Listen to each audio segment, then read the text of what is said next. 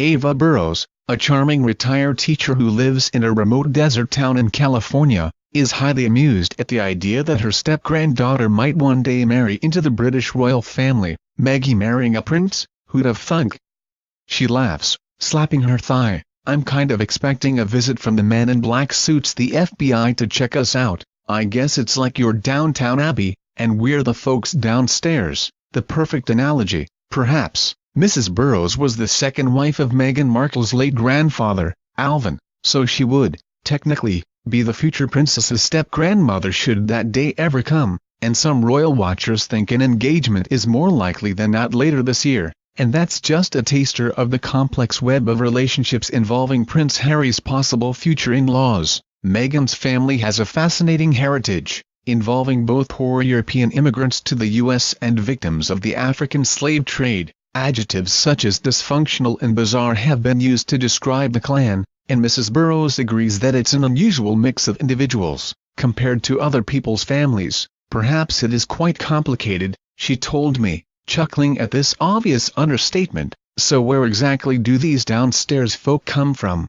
Meghan descends on her father's side from Irish and Dutch immigrants who settled in Pennsylvania, while her mother's ancestors were slaves who toiled on the cotton plantations of the Deep South. Her paternal great-grandfather, Papa Ike Markle, reputedly stood 7 feet 2 tall and was immensely strong, a trait passed down through the generations. Meghan's father, Thomas Sr., now aged 72, stands 6 feet 3 and weighs well over 20 st thanks to a weakness for junk food, while her burly brother, Thomas Jr., is only fractionally shorter. Meghan's paternal grandfather, Gordon, worked on the railroads, and her grandmother, Doris, the much-loved family matriarch, served behind the counter in what Americans used to call a five-and-dime store, the local equivalent of Poundland. They were a typical, small-town, blue-collar family, hard-working, God-fearing, self-reliant, and upwardly mobile. One of Meghan's paternal uncles, Fred, 75, is an Eastern Orthodox Catholic priest.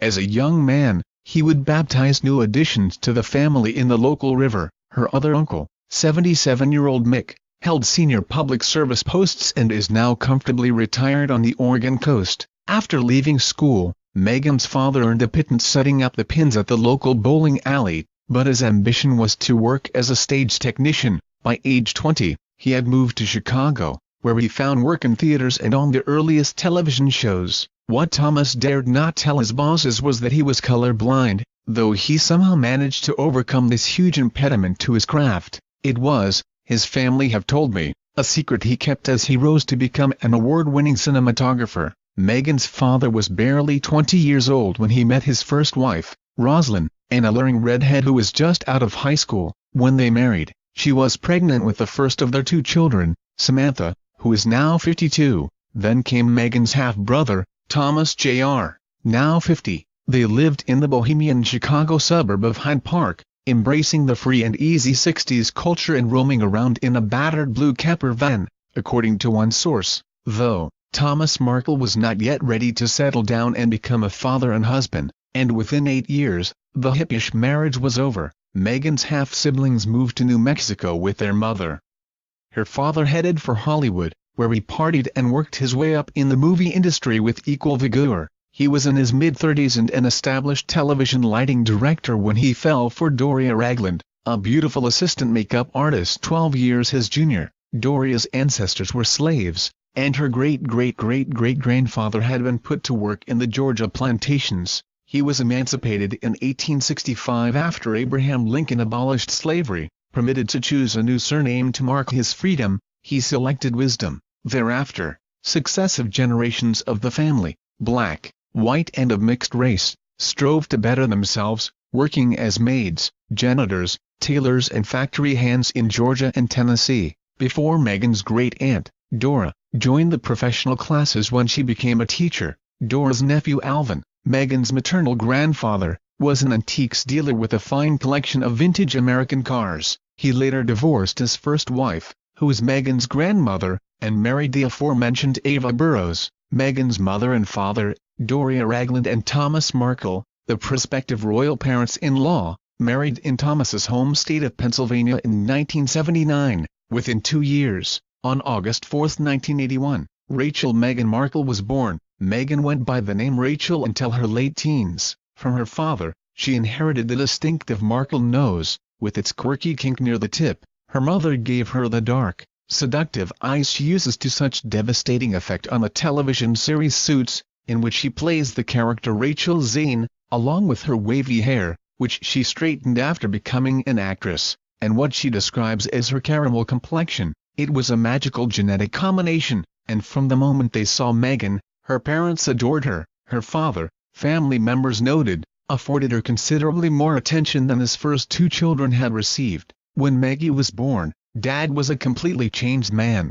recalls her half-brother, Thomas Jr., who was then 14 and had recently left New Mexico for California to live with his father and stepmother and his new baby sister. Before then, Dad's work took priority over everything, but she became his whole world. I remember when she came home from the hospital, he had decorated the bathroom with little angels and fairies. He would keep holding her up to the mirror so she could see herself in his arms. The look on his face was priceless. Dad would take so many pictures of Maggie that she must have been the most photographed baby in the San Fernando Valley. He must have about 50,000 pictures of her stashed away somewhere. Maggie was a little princess long before she met Harry. She was her daddy's princess. As Meghan's childhood progressed, her father continued to indulge her. When he threw parties at home, the family lived on the beach at Santa Monica before moving to affluent Woodland Hills. He would parade her before his showbiz friends, going to work on a TV series such as General Hospital, for which he won an Emmy Award, and married with children. He would take her with him on set, and the stars made a fuss of her. Then, when her school, first the private Hollywood Little Red Schoolhouse and then an exclusive all-girls Catholic school, put on plays, the renowned Thomas Markle would volunteer to do the lighting. This led to sniping by some parents that it was no wonder that Meghan invariably won the leading role. It's certainly true that from an early age, Meghan wanted to be an actress, and her father aimed to give her all the help he could. Family members say that her half-sister Samantha, who was 16 years older and had harbored the same ambitions, felt she wasn't getting as much assistance as Meghan, which fueled a deepening jealousy that had been present from the start. Along with her brother Thomas Jr., Samantha had been raised by her mother in the backwoods of New Mexico. For her, there was no private education, and no tiptoeing downstairs to charm guests at glamorous parties. Around the time that Meghan was born, however, Samantha had moved back in with her father, hoping he would give her the entree into Hollywood that she longed for. With her long blonde hair and blue eyes, Samantha certainly had the looks, and according to her brother and mother, her father did what he could for her, but she was not prepared to put in the required effort. Samantha wanted to earn the big money. That's all she has ever been interested in, says Thomas Jr., who makes no secret of his loathing for his sister. She thought that because she came from a show business family she was going to be a Hollywood star, and it doesn't work like that. The only jobs she got were a jeans commercial and a couple of walk-on parts in General Hospital. She became very sour, and she still is. The teenage Samantha was so resentful of the infant Meghan, he says, that one family member remarked, "It's a wonder she didn't smother Maggie in her sleep." While Thomas Jr. played with Meghan and took her to the park to feed the ducks, he claims his sister flatly refused to have anything to do with her. Samantha also despised her stepmother, Doria, Thomas Jr. claims, and was so embarrassed that she was black that she'd tell people she was the maid. He claims his sister became so weird that she would hide away in her room, dabbling in the occult, until he scared her to her senses by hiding behind a door and a mask. In her late teens, Samantha moved out of the family home and has been estranged from Meghan for years. This explains why Samantha has said such cruel things about Meghan since her relationship with Harry became public in October last year. Thomas Jr. says, she accused Meghan of being self-obsessed and claimed she had failed to support her family after making her name on TV. She even said that Meghan hid the fact that Samantha uses a wheelchair because she suffers from multiple sclerosis. Though Samantha fired off some of these barbs on social media, and they were widely reported, she has since denied making them, and now describes Meghan in glowing terms. However, Thomas Jr. doubts that she'll get an invite to any royal wedding. "I don't think she'll be there," he grins, but he remains convinced that he will receive an invitation, even though he hasn't spoken to Meghan for a long time either. Meghan, to her immense credit, has never alluded to this domestic discord. Instead, she paints an almost idyllic picture of her childhood. Even her parents' divorce, in March 1987, when she was 5, does not appear to have adversely affected her. Doria and Thomas Sr. were awarded joint custody, the agreement being that she would live mainly with her mother, and spend some weeks and summer holidays with her father. Family friends say Doria worked for a time as a flight attendant, just like the Duchess of Cambridge's mother, Carol Middleton, so she was frequently away from home. Although Meghan traveled with her mother to places such as Mexico and Jamaica, and it was the appalling conditions in some of these countries that she has said helped to develop her social conscience, it meant that she lived with her father for much of the time. Thomas Markle Sr. was then earning top dollar in Hollywood.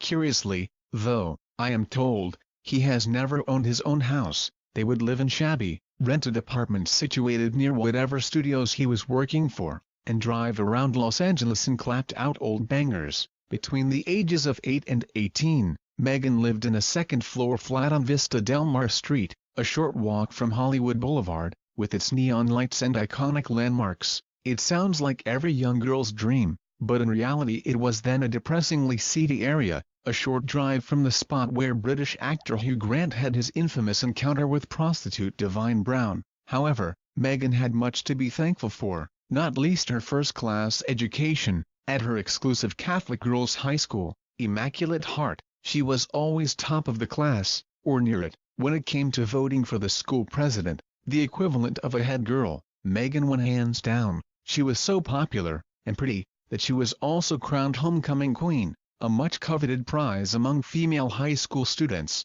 So much about her was perfect, contemporaries recall, even her handwriting. Indeed, one of her earliest jobs was as a calligrapher. Meghan was gifted in many ways, but the thing I really admired about her was that she would fight, tooth and nail, for the things she wanted in life, says Sonia Ardakani, the mother of Susie, her best friend at school. And as Susie said when I asked her if she was surprised that Meghan was going out with the prince, Meghan always got what she wanted. At the same time, Meghan was very considerate, Mrs. Ardakani says. By Meghan's own account, her sense of social awareness developed at an early age. At 11, she was appalled by the inherent sexism in a soap powder advertisement, which stated that women all over America are fighting greasy pots and pans. So she fired off protest letters to the company and to prominent women including Hillary Clinton. The wording of the advertisement was duly changed to people. Meghan has also spoken of the racial prejudice and ignorance she encountered in her youth.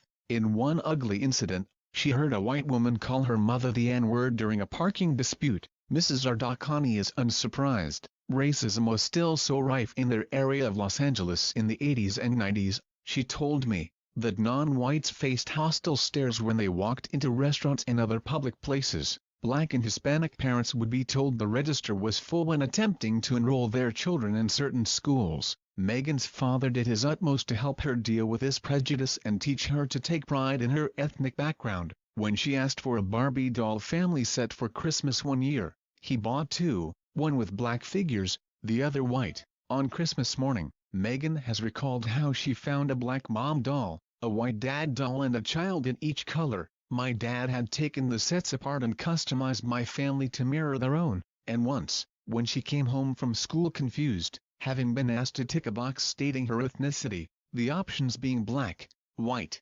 Hispanic or Asian, he told her, "Next time, you draw your own box." Meghan took his advice. In a revealing article written for Elle magazine in 2015, she spoke of the struggles growing up with a black mother and white father. You create the identity you want for yourself, just as my ancestors did when they were given their freedom, because, in 1865, which is so shatteringly recent, when slavery was abolished in the United States, former slaves had to choose a name, a surname to be exact. Perhaps the closest thing connecting me to my ever-complex family tree, my longing to know where I come from, and the commonality that links me to my bloodline, is the choice that my great-great-great-great-grandfather made to start anew. He chose the last name Wisdom. He drew his own box. Today, Meghan is, in her own words, a strong, confident, mixed-race woman who, as she recently told Pride, a lifestyle magazine for women of color, felt an obligation to speak about being half black. She is also very aware of her good fortune, saying in 2015, I dream pretty big, but truly had no idea my life could be this awesome. I am the luckiest girl in the world, without question. Should Prince Harry propose to her later this year, as many now expect, and Meghan accept this proposal, constitutional experts believe she will prove a huge boon to the royal family, because young people, in particular, will feel able to relate to her. Her step-grandmother Ava Burrows thinks she has what it takes to become a valued member of the royal family. Maggie is just a wonderful person, very clever, very pretty, a gifted actress, and she has done incredible work for women in the UN. She says, "I think she would be a great addition to anybody's family."